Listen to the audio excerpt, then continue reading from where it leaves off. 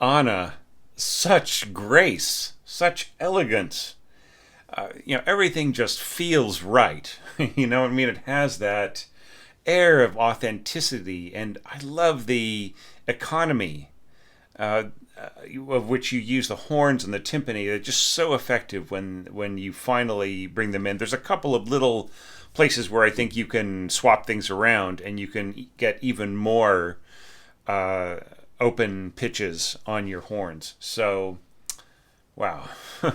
I really think this is phenomenally good work, and I my only comment would be is I really don't think you need the triangle at all. As you can sort of hear in the mock-up, it's more or less inaudible. I mean, I understand you're using it to just slightly sweeten certain harmonies and so on, but it doesn't really make, it's the kind of thing that if you took it away, it wouldn't make any difference, right? So maybe it's not necessary to have it. Is all I would comment on. Okay, so now we are totally going to play by the rules here, and just stick to the evaluation criteria. Um, and this will probably be the last of these evaluations where I bother mentioning that we're going to look at the A, B, and C sections first, and then jump to the E section, which is basically just a restatement or recapitulation of those first three sections, and then back to the D development right after the repeat. Right. So anyway, that is the way I'll be tackling these longer full movement interpretations, and I'll have a new. I'll also have a different, similar, but since it's a rondo, it'll be different in structure. Similar approach to the analysis of the second movement entries. So you'll see when we get there. Okay, so starting off, does the intro set the mood effectively? And I feel that it does. I mean, this is just so nicely done here. You're taking efforts to not repeat or not to slur repeated notes, and they don't really need, there's like nothing really needed extra when everybody is playing with such sensitivity, the way that you've got it scored, with the clarinets playing across the throat tones and going up into the lower clarino register and everything. Everything is just going to feel beautiful right in here. And then likewise, bassoon going up into sort of its kind of tenor register, and this F here, and it just everything is it reminds me. It reminds me of Beethoven, and it also reminds me of Brahms in a way too, right? Because he liked to use his lower winds as like a four-part chorale from time to time, right? And then of course just a little bit of a pedal down here from your cellos, and then you add the double basses halfway through. I think that's just really lovely. You're showing some restraint and some taste and some proportion, so it isn't just the same thing all the way through. So I totally respect that. And good on you for not falling into the trap of making this note just an eighth note, and then remembering to do fermata on quarter rests and so on, right? It's a very non-confusing score, and it's this kind of thing where I think you could just pretty much, you might want to add some of my suggestions or rethink some things on your own, but you could pretty much just take things as scored and extract the parts and put them on stands and get it played. This is just about ready to be put on the stands. So, setting the intro setting the mood effectively, I think it is beautiful because it's a nice contrast with with your strings, but then it sets up this kind of echoing here, coming back with the clarinets and the bassoon answering each other, right? So it has this really nice sense of symmetry. Okay, so now going on, once again, melody starting with elegance. In fact, I really feel elegance is all really a lot, a part of what you're doing here. One suggestion I would make is to try to have the bow lengths be the same length for a lot of these sections where you've got like four in a bar. Like so for instance here, the violinist is going to go up on the upbeat, and then a very short down, and then a longer upbeat, right? And then a long down and a short up, and then a long down, and you know what I'm saying? It's just better to try to keep the bow strokes even, especially here. Like this is good, like all three notes on a down bow where the bow will just naturally lose energy, right? So it is complementary to the diminuendo mark, right? But here you're giving yourself a crescendo, and you're using mostly a down bow for the crescendo and just a little bit of up bow. And this is something where I could imagine the concertmaster would just scratch all this off and just give themselves even bows, right? So they would probably just go just the way I've been sort of singing it to everybody, which I won't bother singing today. They probably will go, up, slur to a down bow over these two, and then move this slur, the end of this slur to here, right? So it's down bow, up bow, down bow, up bow, and then these two notes, down bow, up bow, down, right? So that gives you a couple of beats to push more into the end of this crescendo, right? Just because the up bow has natural building energy in it. Now, the elegance is in the simplicity, right?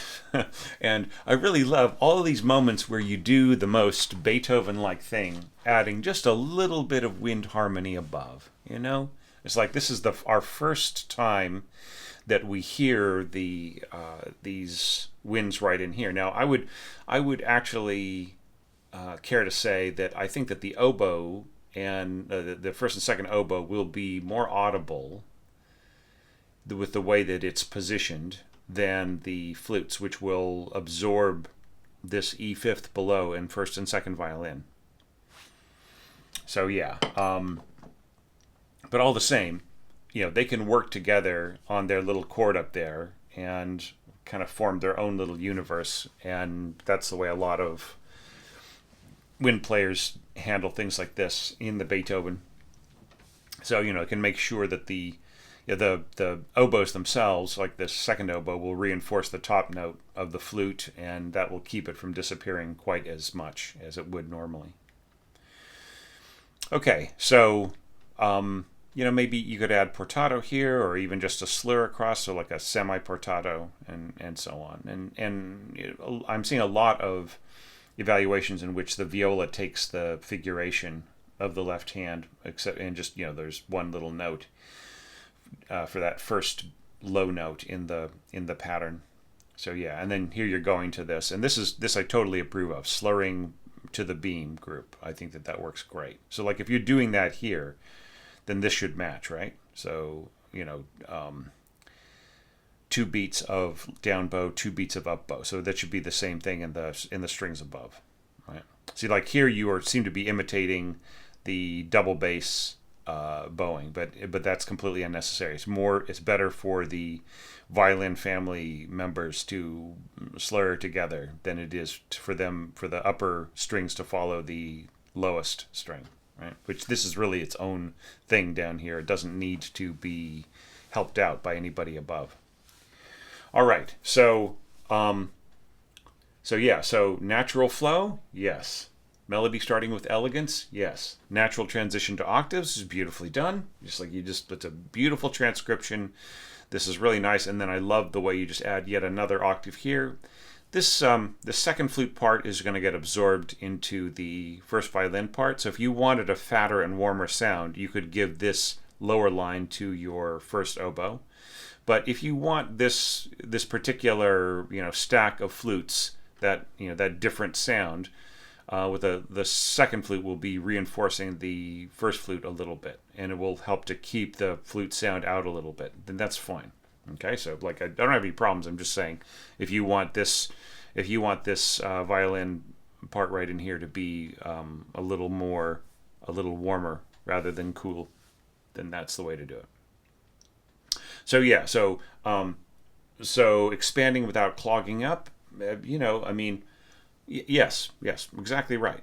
And then I mentioned before, going on here to the Leggermente section, that this is a really nice callback to the opening color. Now, this is one place where I think you could put the Leggermente back in, right? This is something that Beethoven indicated in his score, and it is less of a technique and more of an attitude, right? He wants this kind of bubbling, lively, dexterous sound, right? Just and I really love the way that you scored it. It's as simple as possible, right? It's just simple and effective. First clarinet trading off to bassoon. You do not need any kind of harmonic support, right? Just the way that it's scored. And you don't need to contrast the two with each other because of your overall coloristic plan. So great work on that. Okay, now there's one little change I would possibly recommend here in this next section. Okay, and that is give us a destination dynamic and show us where the strongest point is going to be. And I would say probably by the fourth beat. Da da da, and then piano subito, right? Right? Because it's not enough just to say piano crescendo and then just go back to piano. I mean, we can imply everything that I just said, but but it's just really better to give very clear directions. I would say, it is perfectly fine to just have strings right here. Emphatic color of line. You will absolutely get that by doubling up your violins together. And see here, this is beautiful bowing. So up, down, up, down, up, down, right? So it's just perfect. And then same thing in here, it's the same bowing. And then, harmonic density, it's you don't really add a whole lot. It's just really pretty much what it is in the piano part. And it sets up what's going on here really nicely. So that checks off too, as barren as it is compared to some other, just sort of stripped down to just strings and just not even including violas in there. It's totally fine.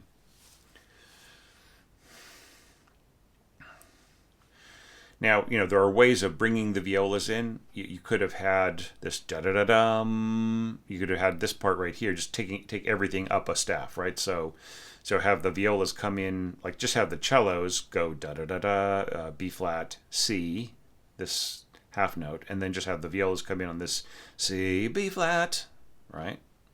But it's a little bit of a non sequitur to jump up to the B flat and then jump down to F, right? It'd be better to go to the C, right, or to an A if you put that, this A right in here. So the way that it's scored is really great, and you also get the color, the brighter color of the cellos working directly with the strings, with the violins, and just kind of leaving out that mixed color of the violas in the middle, right? So it will be an emphatic color of line just because of that absence of the viola quality, right?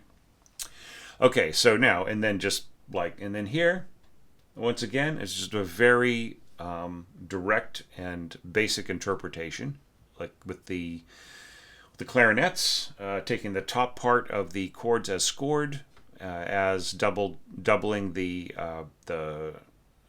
first and second violin, and then just this kind of basic stuff right in here. I think you could have supplied the middle C right here with your with first horn, right? So first horn, then unison with second, and then adding the F fifth, sounding F fifth here, right? Okay, sometimes I'll just speak in transposition, so you have to be careful. So if I'm, I'll say written, I'll say written C or written G or whatever. But if I don't say that, then it's obviously intended to be, or to me anyways, it's intended to mean the sounding pitch. Sorry, my screen disappeared on my other. Hang on. 1 second.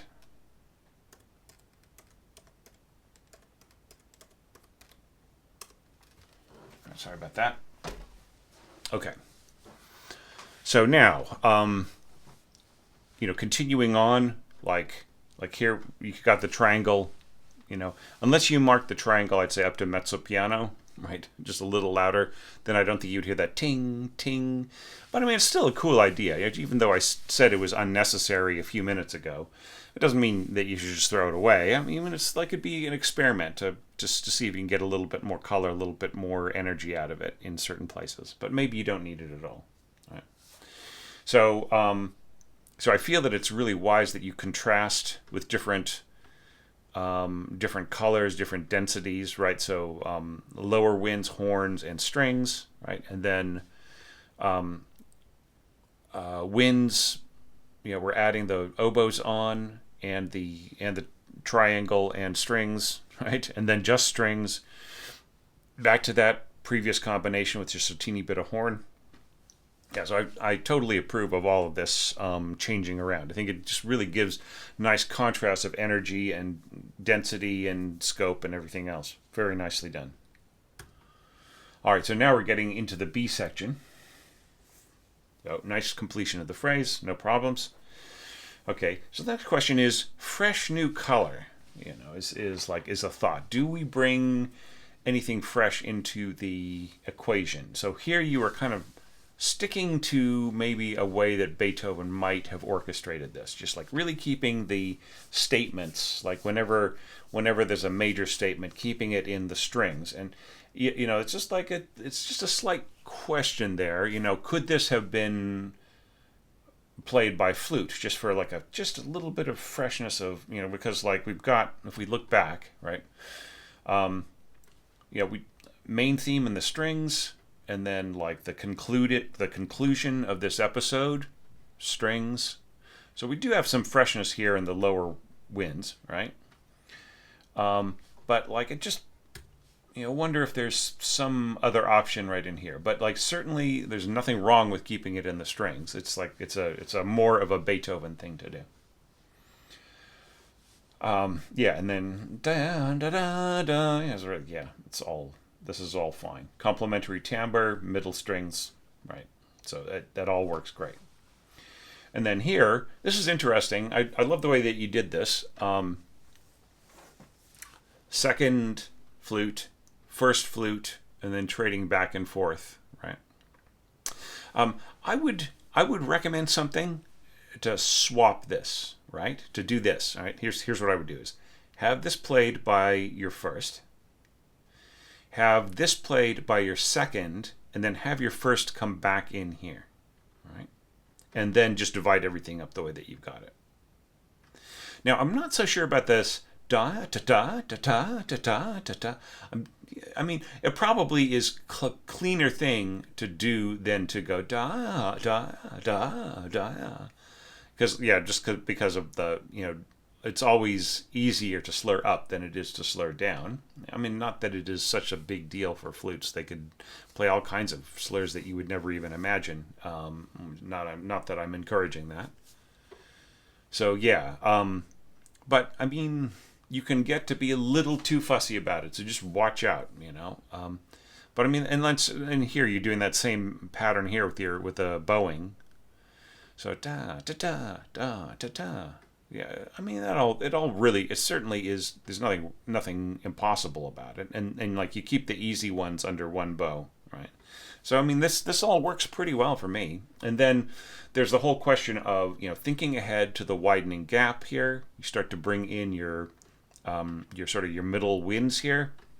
I mean there's so many right things here. Just one little opportunity that you might have missed, all right, and that is that this little dissonance going, resolving itself, ba da da da da da, is something that you could have done on the horn, like closed to open, right? So right, and if you did that, you wouldn't even need, any accents on anything else. You could have just had the accent on the snarly note, right? But anyways, that's something that I did. Maybe I shouldn't say, oh, look at my little pet project, how I did it.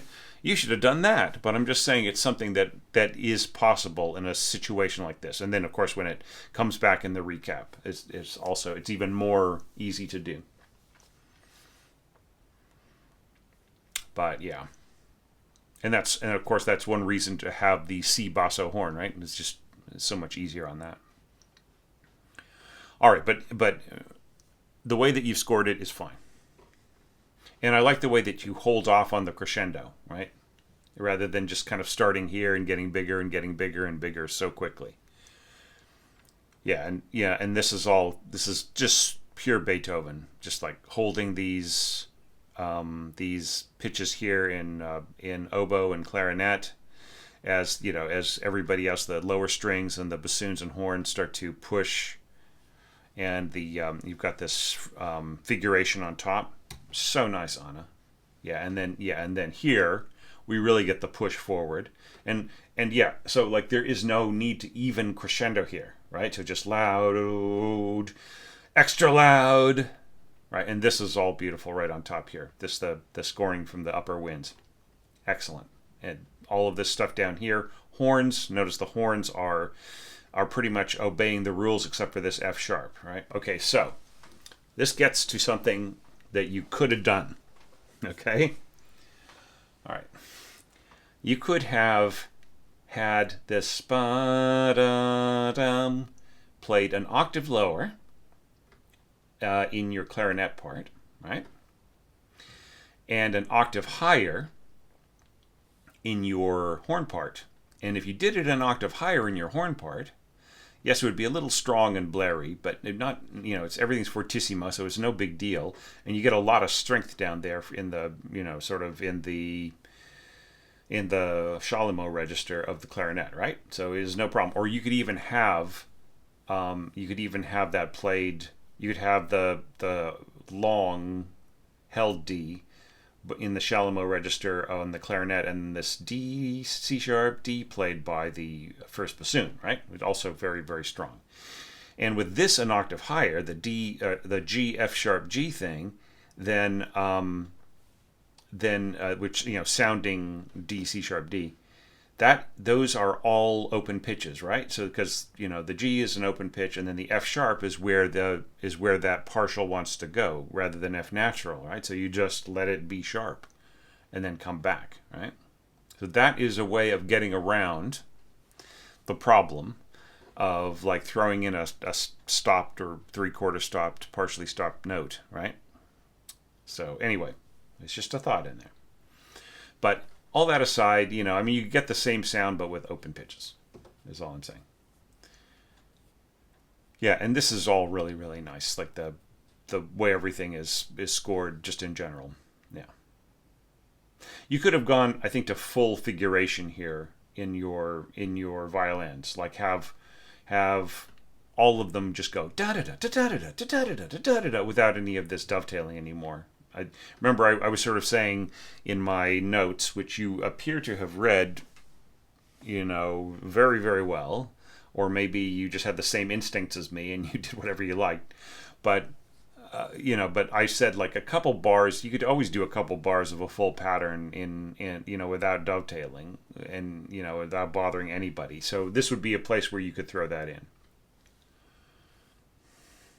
And like maybe here you could have your seconds play this same thing, da da B, and then just another B at this level, and then it's easy to go to the C thirds.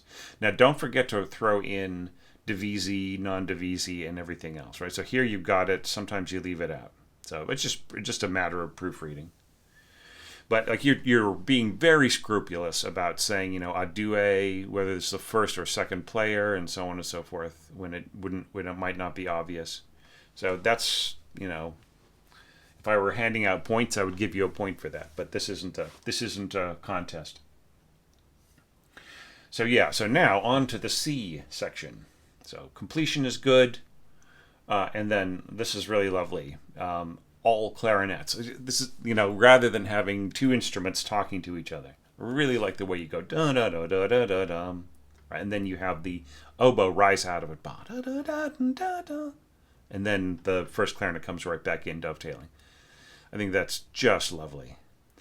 And then as the clarinet finishes up, you have the cellos come in underneath it, and that with this little added string color right in here, it leads to the answer in the strings really beautifully, right? And that's also a very Beethoven-like touch.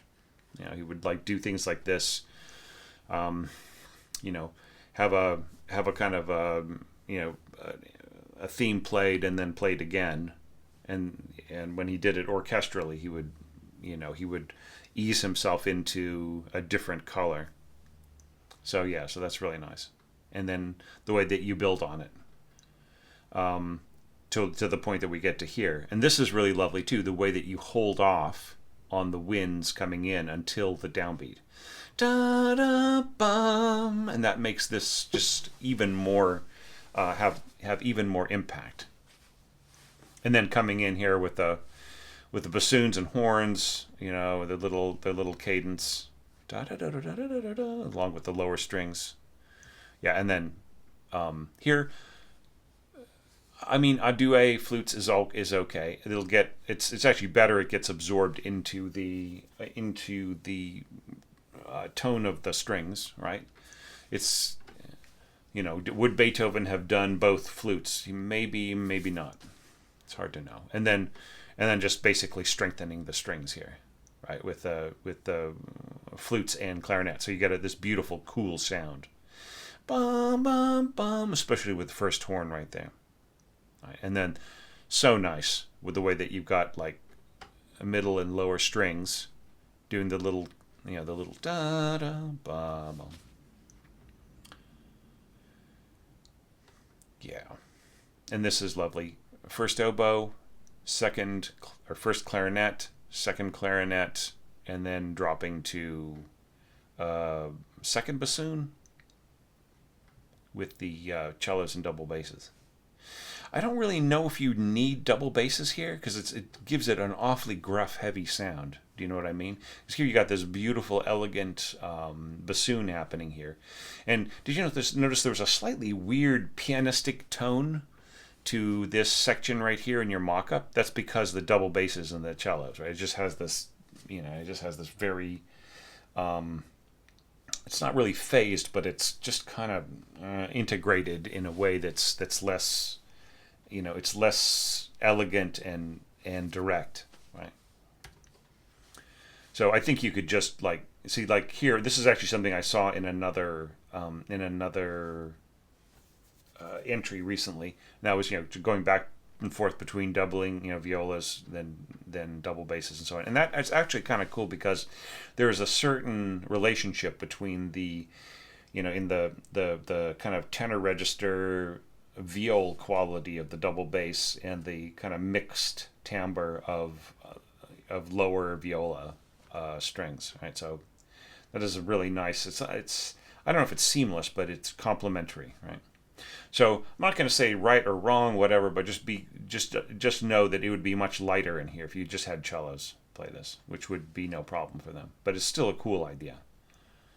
Yeah, and then it's this seamless return back, right? And then this, of course, is a nice push forwards too. All right, so we will talk about D in about maybe 20, 30 minutes. First, let us jump forwards to E. And I'll do that on my other screen too.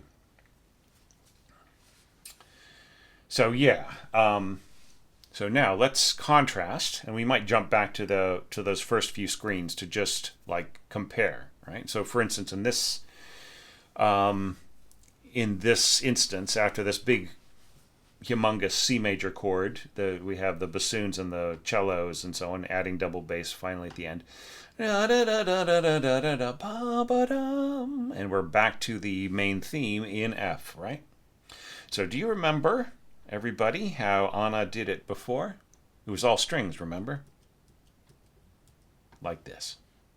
All right, just remember it was beautiful and simple, just a little bit of coloration here, right? And then the little octaves coming over the top and then going to clarinet, like a little conversation between first clarinet and first bassoon, right? So, right, so remember all that, and then also remember the, the sort of, the triplets are all in strings with no violas, right? So remember all this so I don't have to jump back to this, this particular screen, all right? So here we go, back to E. So here, we get one of these lovely little Beethoven moments where he has his little wind band play. And Anna, you may be aware of this. You might have heard me talk about this in other entries, but Beethoven used to walk to his favorite tavern on the edge of Vienna, where a lot of his homeboys, I think from Bonn and just from northern Germany, northern western Germany, would play little ditties that he remembered from his youth, right? And he just loved those, and he'd put them in wherever he could in his symphonies and this and that and so on. So, who's to say that this theme might have been inspired by one of those folk tunes? And here we see a little bit of a kind of a realization of it. And I really love the way that you go da da da, and then you stack the oboes and the clarinets, which is such a cool sound. Da da da, and then you have this big big stack where you add the flutes, right? And here, like, you just almost have this effortless thing on bassoons. Da da da da da da da da da da da. Then first da da dee dee da da, seconds da da da da da da da. Right? It's just really nicely arranged. And then, effortlessly going to octaves here in the clarinets, and then just adding this, and then this one kind of high pedal on this high F that just kills me. It's just so beautiful. Such a great idea. I think I did something like this in my own arrangement at E. So I can't fault you, can I?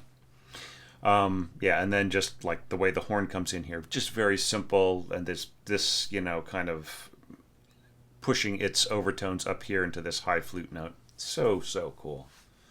And then here, of course, we have this callback, like the strings coming in, right? And then finishing up the way that they did before. I think that is beautiful. And then once again, I would say just correct the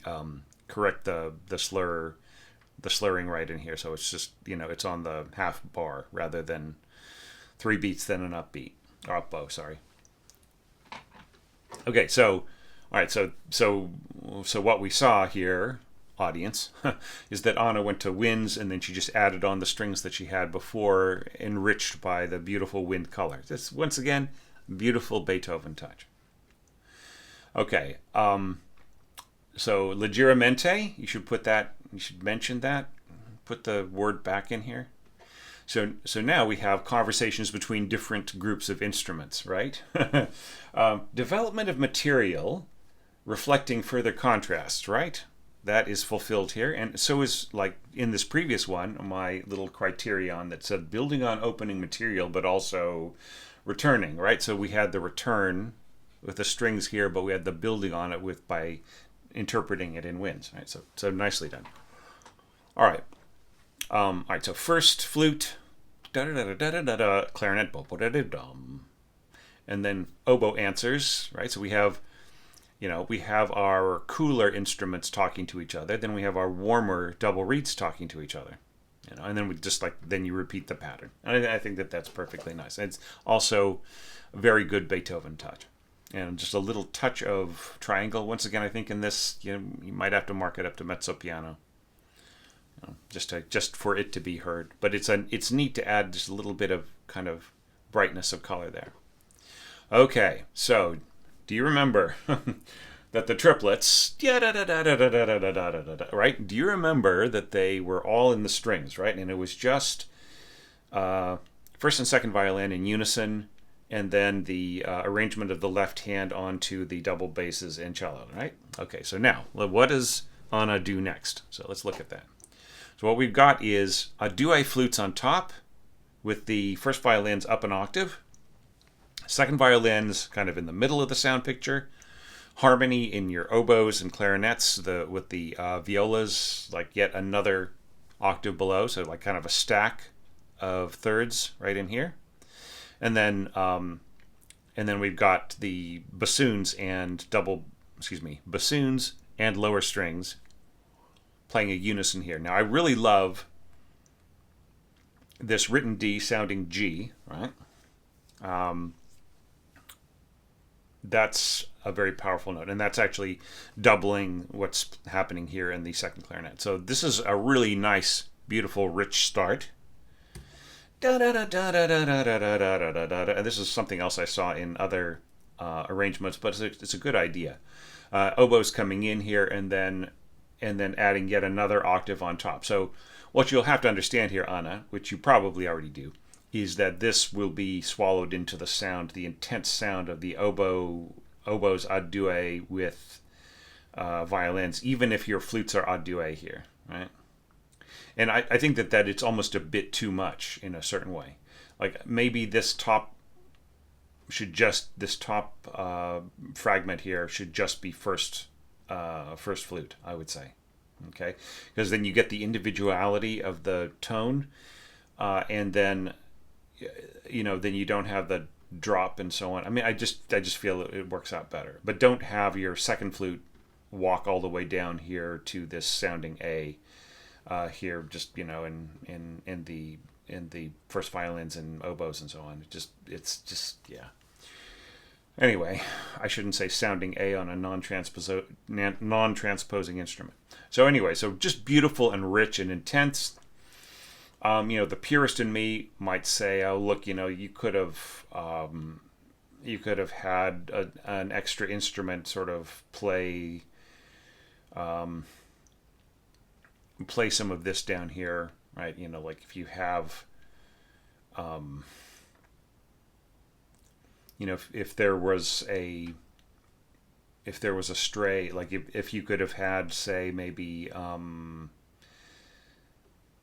second oboe descend a little way and then maybe jump up here and play this sounding A flat here in the second clarinet, and the second clarinet take over and do this little walk down and up, right? So they're just like some way of making this lower line a little bit more solid.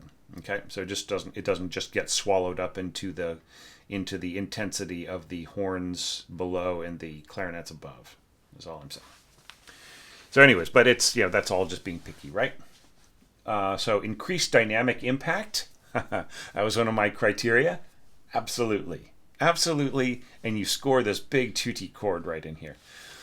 I think that there is room for timpani in here as well, if you want to. But I really love the way you hold off on it, and then you just throw it in here as like just as a little, kind of almost like a coloristic element. All the same, I think I do miss like the kind of the extra kind of push here. But like if you are playing by the rules, you say, well, look, I have to limit myself to, I can't have tunable timpani, right? You could have had three timpani, one of them tuned to B flat or E flat, right? So yeah, I think I could see that timpanist going B flat, B flat, B flat here, right? Or the lower E flat, though it's a little low. For the period, I would say. I mean, there's low notes, but it's in this kind of scoring, I would think that like Beethoven and his contemporaries would want to kind of stay off of the low timpani so as not to overwhelm the direction of the line, right? That's one of the things that they were always so worried about, and that's why you see in Berlioz and other composers around that time, Weber, Schumann, and so on, in their symphonic scoring, later Beethoven, you see the basses up, right? You see like the the lower pitches, like you see a lot of this kind of scoring that you've got in here, Anna, like the higher register bass, and not just throwing in the lowest note possible on timpani all the time. So yeah, but anyways, it's just an option you could have if you decided to go with three kettles. So anyway, so let's not worry about it. You scored it fine. I really like the bassoons working together, cellos, and then these horns right in here, just kind of sticking to open pitches, except for this F, which would just be corrected, right? Yeah, and just a little G in there, and then just like the quality of timbre too is so cool. Full tutti, and then just like winds or reeds, I should say, and horn.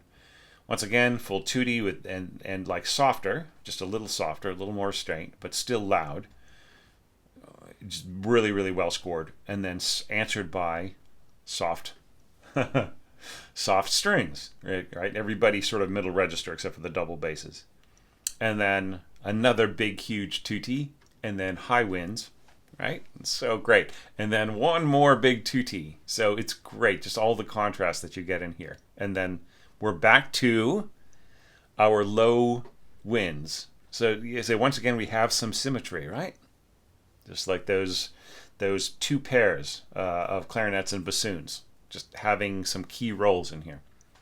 And then coming back to this sort of arrangement with a little bit of strings, right? So it's a little bit of this and a little bit of this added together, but with the clarinets taken out, right? So that we have the distinction between the two timbres, right? That's really great.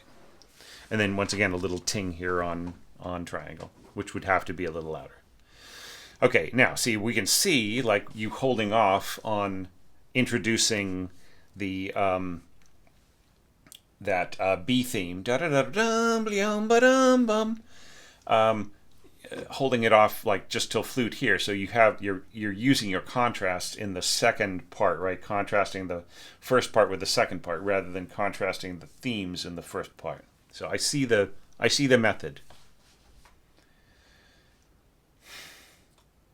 So I had a little note. Previous approach may be the only workable strategy, and you show that that's not so in your conception, right? And this is also something Beethoven might well do, like, come back to the, at the end of the development of the recapitulation, just using different colors to restate themes, right? And this is complementary color. Clarinets under flute, under solo flute, is a beautiful idea. And then here, like, going back to workable strategies that you have proven to yourself, like we're having a contrast once again. Instead of going directly to flutes with the patterns, you have the strings take over the patterns. And then same problems solved the same ways. Then here you've got your first flute coming in over the top rather than at pitch. And then we've got kind of a double octave of these patterns, right? With nice dovetailing between the two sections. This would sound terrific were the seating classical style with the firsts to the left of the conductor and the seconds on the right. Yeah, and then expanding out, you're not really obsessing so much about about like the breadth of the harmony as much as before. Yeah, and then ba da da da da da. Once again, that is something that could have been worked into. Like you could have had your other horn play that.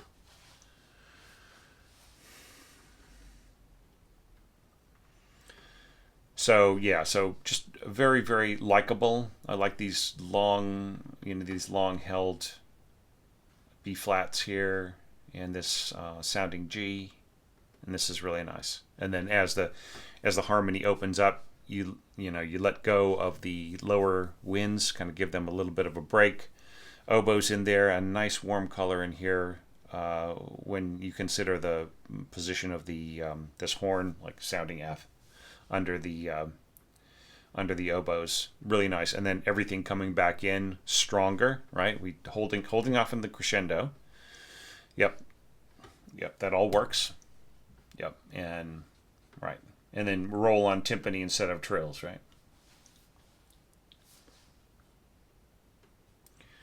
Okay, so now. Just let's jump back again. Okay, to C. Da da da da da da da da da da da da da da da da. Right, so it was clarinets, oboe to first clarinet, the cellos and double basses coming in, leading, very smoothly into the strings answering, and then we had this. Resolution here, not a resolution. There's progression here, right, and then the little cadences underneath this, right. So just remember this shape, all right, everybody. So now let's jump forward to the middle of E. Okay, so now we have kind of a, an expansion of the, you know, elevated registers may require adjustment is one of the things I mentioned before, right? So I mean, this could still be sort of played on clarinets, but wow, it would be higher. You'd have to drop some things and so on. So here, I don't think you need to go a deux on your oboes and your flutes, right? I think this could just like, especially if it's supposed to be soft, you don't really need that intensity or a homogeneity of timbre, right? So I think that you can just get away with first flute and first oboe. So da da da da da da da da da da da da, right, and then bum bum bum is really beautiful and solid, right? And then here you just go to trading off between the wind family members, da da da da da da da da, and then this is beautiful. Like you just and I just really love the clarinets kind of answering all of these little statements. And then here you're going into this, and once again you've got your cellos getting a little bit of help from the violas, but not from the double basses this time. So maybe you don't need the violas. I don't know. Yeah, but then here when you go to both, you know, then well, maybe you could use them. I guess it's just yeah. And then we get into this sort of ba da da da da da ba ba ba ba ba ba ba da. That's nice. Yeah, and just like little beep boop beep boop beep. This is nice. Yeah, so very cool. But this is the best part. Did you guys notice this in the mock-up? How Beethoven-like this sounded? It's, you know, it just has. He does things like this in the first and second symphony, in the sixth, right? It's so beautiful. Yeah, and then you let things sort of wander up here in the clarinets, always very, very supple. I don't know if you had to sort of leave this quite so barren, but there's something really nice about just ending up with nothing but clarinet timbre here, and then having this just stomp, stomp, stomp, stomp, right? And here I would say a deux on the bassoons and everything is really, really nice. And I think that this leads back to the development really well. This da da da da da da da da with cellos and bassoon. Yeah. So, and this is just stacks of sixths and so on. Here, you know what? You don't really need divisi on this because sixths are the easiest thing to play on stringed instruments, right? Especially this A sixth. It's really, really simple. Like in both like and here like open A at the bottom, right? And fingered F above. So this is the easiest one of them all.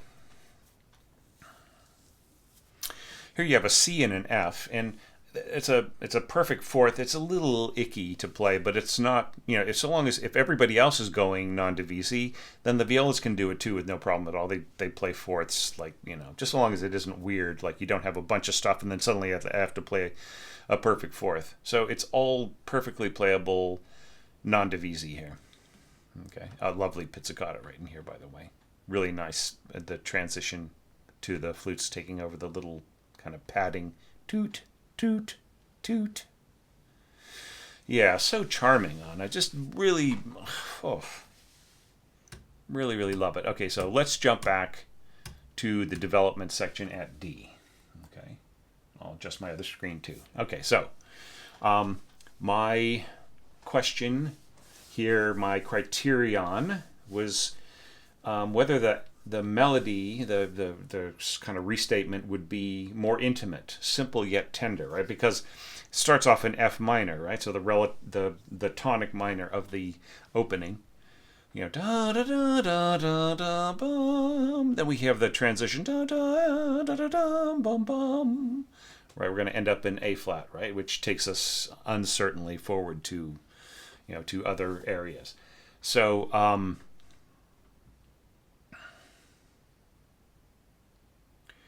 So now, another thing that I said was, whether the accompaniment would be reminiscent of the opening, altered to fit the melody, right? And you pretty much did that, I would say. Yeah, so just letting the cellos take over on the accompaniment here after the violas have supported this a little bit. And once again, this is so much. It's so much stronger to just divide the bowing by the half bar, right? Think up, down, up, down, up, down, up, down, right? It's just keeping it simple rather than da ta ta dum. It just kind of gives this sort of dipping quality. Da ta ta ta ta. Doesn't that feel a little better? And then here maybe make this portato, just like 2 nudo marks and then Okay. All right, and then once again, like that same thing, that same quality that you had in that other part that I just sort of oohed and awed over, right? So this is also very Beethoven, like this, like having the harmony above. Yeah, very, very nice. And then bum ba bum da da da da da dum. Yeah, it's just interesting how you kept this very, very soft in here, but it's so easy to hear because you're not overdoing anything else, right? It's just like you just hear it.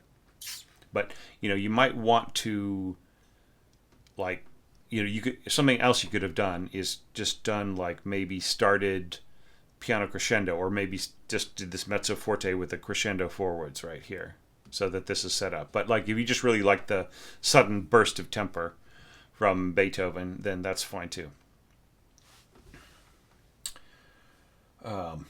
Yeah, so just seamlessly leading forward, direct and forceful. You totally do that in buckets, right? Yeah. And yeah, just single strokes. Down, up, down, up, down, up. That's really good. And if you really want more of that punch, then just do the same thing in your clarinets and flutes. Just like no slurs. But you could still do still do the slurs and the oboes and bassoons. Yeah, really, really nice. The contrary motion right in there, and yeah, it's just so well done. And then back to this just sudden, mysterious, and just as I mentioned in my criteria, no real need for dovetailing, right? So you dovetail between players over the course of separate bars, but you don't have to dovetail the pattern itself on each beat, right? So nicely done. Bum bum bum. Yeah, and then this is all so cool right in here, like clarinets doing the little rhythmic thing with a little help from viola, and then oboe and bassoon trading off to bassoons and cellos and so on, to back and forth to just really, really simple, direct, clear, clean. And then here going up to oboes in octaves with the violas and so on. So yeah, so that's like the accompaniment here is the thing that worries me more, right? Because it's so easy to just score, da da da da da da da da da da da da da da, da da da da da da da da, in the going back and forth between flute, first oboe, flute, first oboe, and then you have your second flute coming in right in here. I don't even know if you need to bring in your second flute. I would say because it could all be first flute, right? But that's fine. You're just like trying to kind of leave them in the right location and so on. Yeah, so I would say if this is going to be two separate voices in here, and the way that this is scored here with the intervals coming in here at the end, the octaves coming in at the end, I would say score this as a second voice thing, right? This still saying second voice, that's first voice, and have like have the rests, like a half rest and a quarter rest floating over the top here. And I think that's just much, much easier, just keeping everything in two voices, right? Even here, right? First voice, stem up, second voice, stems down with the rest over the top and so on, right? So just, I think that's a lot easier for the conductor to read. But no real complaints. Just really, I love the double octave here. Yeah, and then that leads us forward to this da da da da da da da da da. Yeah, da da da da da da da da. You just keep it totally in the strings here. Right? So this is something where I feel I mean, you just have to make your own judgment call. Like after, having mixtures of winds and strings and so on, and, then pushing forward and having it all strings, right? And like not really giving much guidance other than piano crescendo, and then forte crescendo here.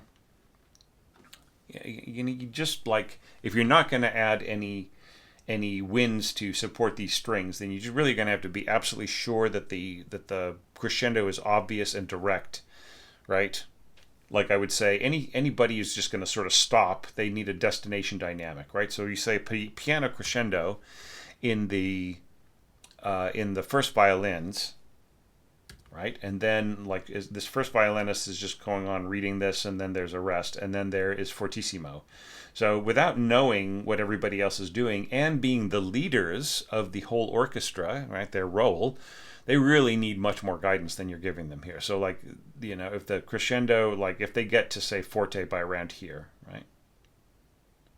For instance, right? The same thing with the seconds, right? They kind of need to know that they're going to be forte here, and then you could have hairpin forwards here. So yeah, so just like, you just need a little bit more, there just needs to be a little bit more definition to this. So anyway, those are my thoughts on your. Oh yeah, I had one other thought, and that is that I think that this sort of holding on to this C here. Yeah, I mean, you have it in horns, and I mean, I'm just wondering whether or not that at least that the cellos could have done something simple, something similar going to divisi here. But anyways, yeah, but really, really cool. I love this arrangement to bits. You did a great job, and it's really like I'm seeing a bunch of these in a row where people are really kind of digging into what Beethoven meant. How Beethoven might have taken on this task. What was his voice? How can we respect it? How can we, emulate it, pay homage, and everything else? Not really imitate. People get the wrong idea. Oh, why isn't everybody imitating Beethoven? That's not the idea. I get that people, it's more about your idea of how this should sound, right? And whether that uses Beethoven's voice or not, or what Beethoven influences through you, right? I think that's the better way of putting it. So then you'll have situations where some things will ring true to certain listeners, and other things will ring true to other listeners, right? So so we're just seeing a lot of these very powerful interpretations in a row. So it's just very, very exciting. So thanks so much for sending this in, Anna, and thank you so much for your patience as well. Just so appreciated, as I tried to get my health back together. It's very kind of you, and just this was a great entry, a great effort, and I really appreciate it. So everybody else, you know what to do. If you've made it this far in the video, give Anna your best. Let her know how you felt about this. Any suggestions, any comments, any supportive feedback. It's all really needed. And Anna, if you have some more time to check out other evaluation videos and leave your comments under them, that's just the way we rebuild this community after I've been, I had weeks where I just lay around in bed just trying to get better. So anyways, we're gonna rebuild everything now. We're gonna heal this community. We're gonna bring things back together. First thing that has to be done are these evaluations, and I'm really enjoying them. So thank you everybody for being a part of this and for listening, and I will see you in the next terrific evaluation video.